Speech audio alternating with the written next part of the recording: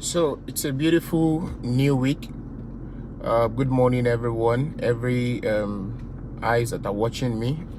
Welcome to another episode on Real Estate Talks with Oluwole.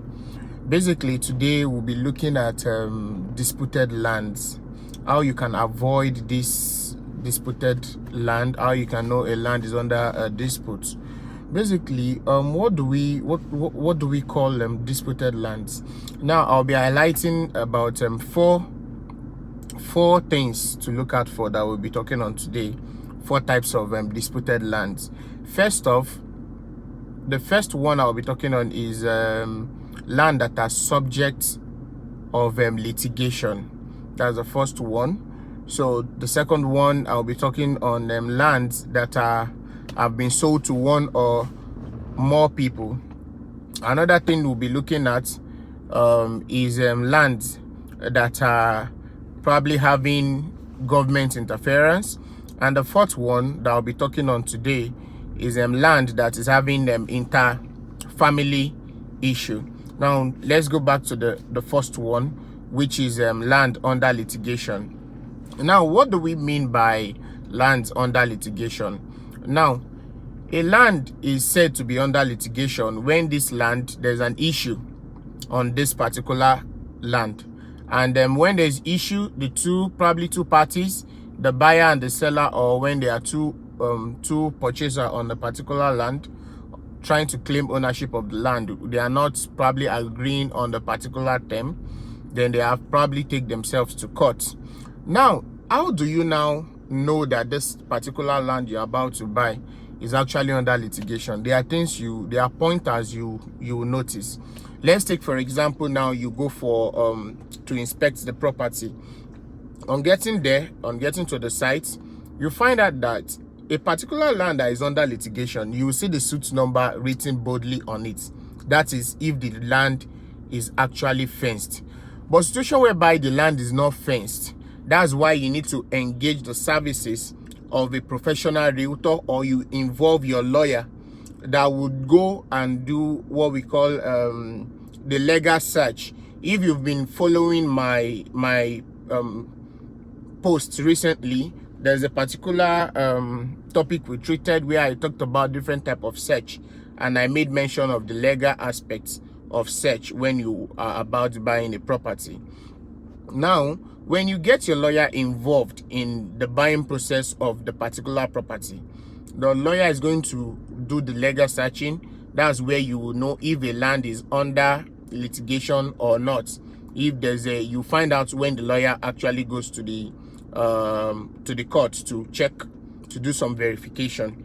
Now, another thing is this, it's very easy for you to actually find out that this particular land I'm about to buy is under litigation. Then it's very easy that way. That is if there's a fence there, because if there's a fence there, they would have written the suit number on it. Now, even if there's a fence there, you see these land owners sometimes can be funny. They know truly that this land is actually under litigation, but what they will do is they will now come, probably bring a bricklayer to plaster that particular portion where the suit number is, and by so doing they want to get another buyer on board that will come and probably fall a victim and buying into such a land.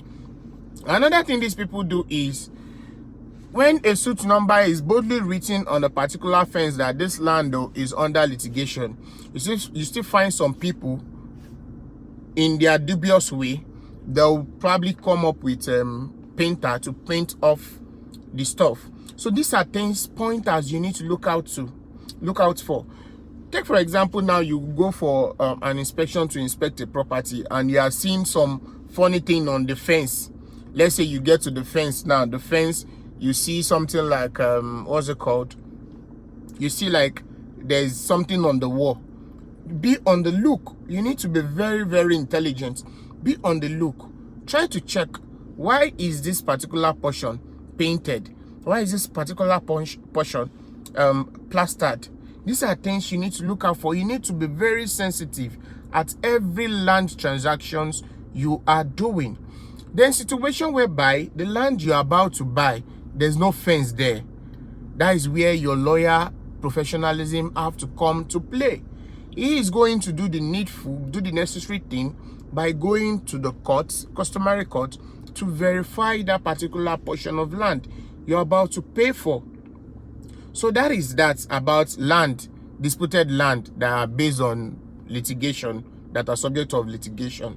Another one we'll be looking at is lands that are under government interference. Please and please and please, I'm begging you, if you are to buy any land, please don't, because of the agent, I'm going to be paying the agency company, I'm going to be paying them 10%, I'm going to be paying them 5%. To be honest with you, I've seen people that try to avoid that money, that 10%, and they fall victims. My brother and my sister that are watching me, please and please, don't, because of 5% or 10%, now say, okay, let me deal with the buyer. Maybe you want to buy a land now, and you say, okay, I want to deal with the ballet of that particular community, and you put all your trust in ballet. To be honest with you, if you go to Ikoyi today, there are a lot of ballets that are in Ikoyi at the moment due to land issues. There are a lot of traditional rulers that are in Ikoyi. They are in different prisons, even cells, police stations, because of land dealings. Please don't, because of this person is my pastor, this person is my ballet. Please, I'm telling you, this is money. This is money. Don't, because this person is an old man, he can't cheat me. This man is 70 years, is 80 years. The people that defraud people the most are even the old ones. Genuinely speaking, from experience, they are the old ones, because they play on our intelligence. They know, this person that wants to buy this land knows I'm an elderly person and I wouldn't want to like cheat him or her. So they will just use that age based factor to defraud people. So please and please, if you are buying a land, try and get your professional realtors, agency, or in fact, get your lawyer involved. Let your lawyer do the necessary verification. Let your surveyor do the necessary verification before you buy a land.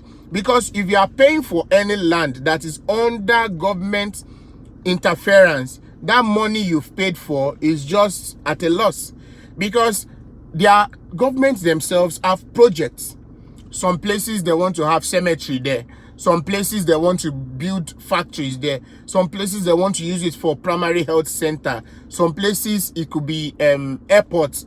So if you now go ahead based on what somebody has told you, maybe what the seller has told you, you now went ahead to pay for such land without doing proper verification to know if this land is actually under government acquisition, your money is gone. And it won't be good if you lose your hard-earned money. It won't be good. Please.